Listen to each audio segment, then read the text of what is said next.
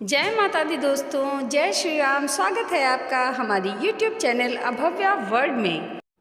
आज की इस वीडियो में हम भगवान राम के जन्म से जुड़ी एक रोचक कथा सुनेंगे, जिसमें भोलेनाथ माता पार्वती को बताए बिना प्रभु के दर्शन के लिए धरती पर मानव रूप धारण करके आते हैं। जिस समय भगवान राम का जन्म हुआ तो चारों तरफ उत्सव मनाया जा रहा था। भगवान शिव जी भगवान राम के बाल स्वरूप का दर्शन करने गए थे। वही कथा पार्वती माँ को सुना रहे हैं। भगवान शिव कहते हैं, पार्वती, जिस समय भगवान का अवतरण हुआ उस समय मुझसे रहा नहीं गया। मैं अपने मन को रोक नहीं पाया और तुरंत अवधपुरी पहुँच गया। मेरी चोरी ये थी कि मैंने तुमको बताया नहीं।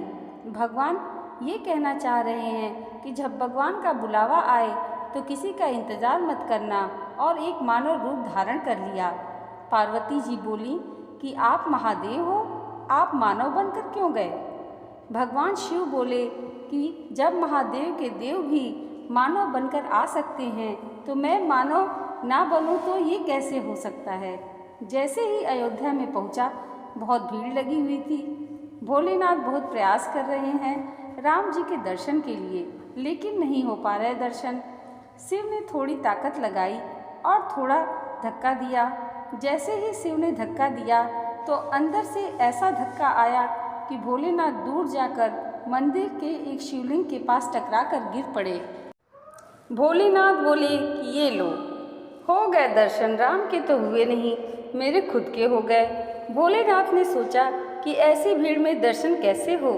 तब भोलेनाथ को याद आई, मेरा एक चेला है, वो दिखाई नहीं दे रहा, यहीं कहीं होगा। वो चेला है काकभुसुंडी जी। महाराज सोच रहे हैं कि भगवान का दर्शन करने जरूर आए होंगे। जैसे ही भोलेनाथ ने उन्हें याद किया तो काकभुसुंडी जी तुरंत आ गए, क्योंकि वो कौवे के रूप में हैं। भोलेनाथ को कहते हैं, महादेव कैसे बुलाया, जल्दी बताइए।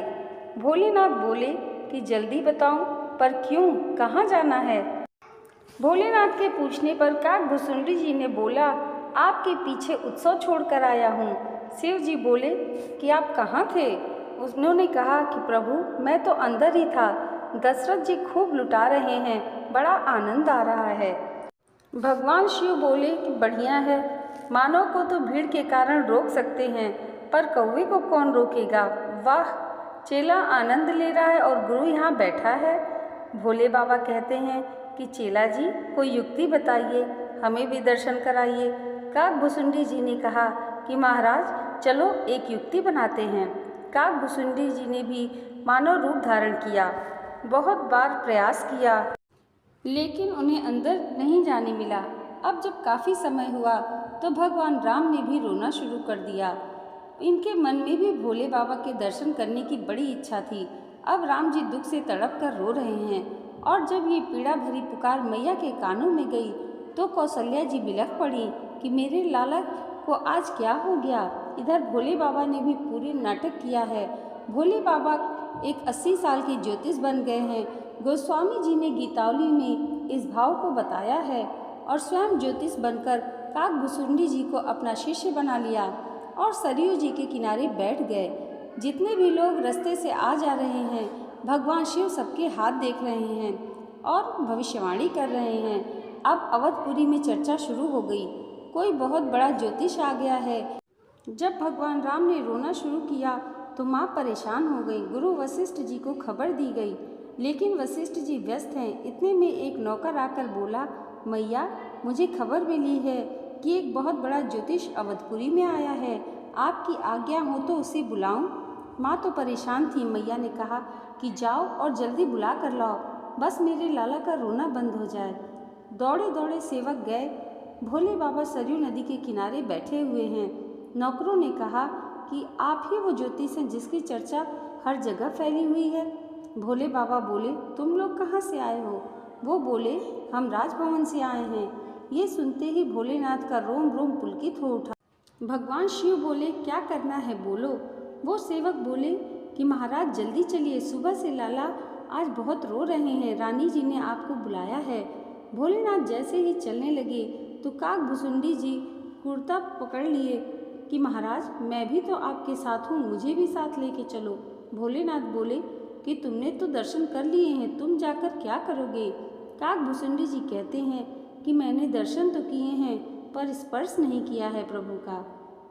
यदि आप स्पर्श करवाओगे तो ठीक, नहीं तो अभी पोल खुलता हूँ आपकी। जितनी भी कृपा होगी उस पर हमें भी तो मिलनी चाहिए। भोलेनाथ बोले कि ठीक है, आपको भी दर्शन करवा देते हैं, पर आप पोल मत खोलना। जब राजभवन पर पहुँचे तो पहरेदारों ने रोक लिया। हाँ भैया, कौन हो, कहाँ जा रहे हो। नौकर बोले कि इन्हें रानी जी ने बुलाया है, ये ज्योतिष हैं, इन्हें अंदर जाने दो। अब भोले बाबा राजभवन में अंदर प्रवेश करने लगे, पर काकभूसुंडी जी को रोक लिया गया। पहरेदार बोले ठीक है, ये ज्योतिष हैं तो अंदर जा रहे हैं, पर ये साथ में कौन है जो अंदर चला जा रहा है।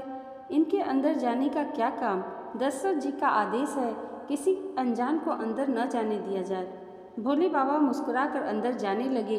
तभी काकभूसुंडी बोले प्रभु साथ लेके जाओ, नहीं तो पोल खोल दूंगा।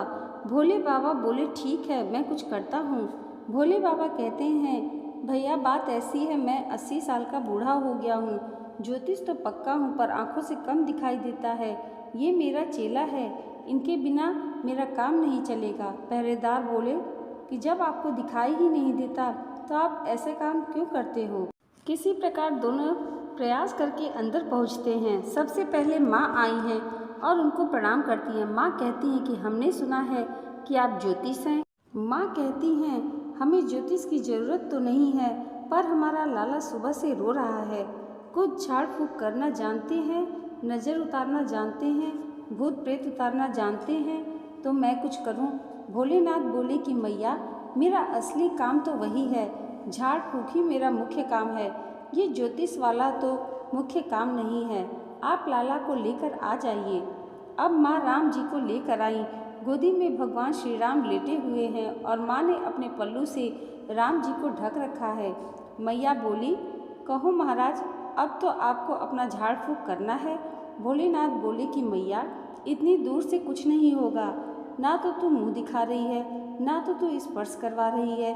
बिना मुँह देखे और बिना स्पर्श करे मैं कुछ नहीं कर सकता हूँ। मुझे एक एक अंग देखना पड़ेगा कि नज़र कहाँ लगी है, नाक को लगी है या आँख को लगी है। मैया बोली कि दूर से कुछ नहीं होगा। भोलेनाथ बोले मैया दूर से कुछ नहीं होगा। फिर मैया ने अपनी साड़ी का पल्लू उठा लिया और भगवान शिव को देखते ही प्रभु श्री राम खिलखिलाकर मुस्कुराने लगे। मैया बोली महाराज आप तो कमाल के ब्राह्मण हैं, आपने सिर्फ लाला को देखा ही और लाला का रोना बंद कर दिया। भगवान शिव बोले मैया अभी तो नज़र पड़ी है और रोना बंद हो गया, अगर तू गोद में दे दे तो हमेशा के लिए आनंद आ जाए। अब मैया ने तुरंत राम जी को लेकर भोलेनाथ की गोद में दे दिया।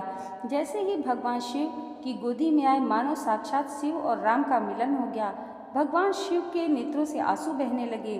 अब तक जिस बाल छवि का मन में दर्शन करते थे, आज साक्षात दर्शन हो गए।